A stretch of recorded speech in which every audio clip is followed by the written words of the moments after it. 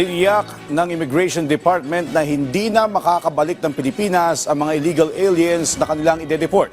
Narito po ang sentro ng balita.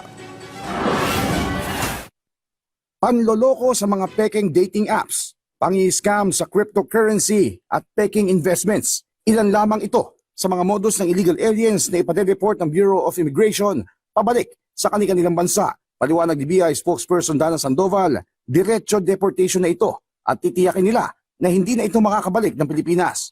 Ang aming jurisdiction is yung status nitong foreign nationals na ito. So kung halimbawa wala pong ma-file na case against them, they are set for deportation. Pag dineport naman po natin sila, Sir Mike, yan po ay diretso blacklisted.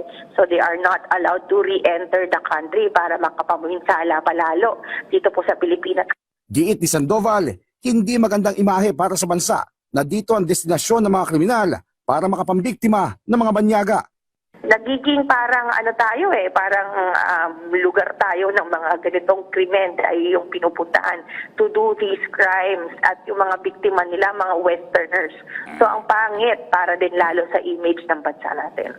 Ang mga nasabing illegal aliens ay sangkot sa scamming may koneksyon sa cryptocurrency na ang nabibiktima ay mga Westerners o mga bansa sa kanluran na karamihan ay lalaki na iniengganyo sa fake dating apps pagkatapos ay lolokohin para mag-invest ng malaking halaga. Pagdilinaw ni Sandoval, kailangan na may isang pangkaso sa mga nasabing illegal aliens para makulong ito dito sa bansa.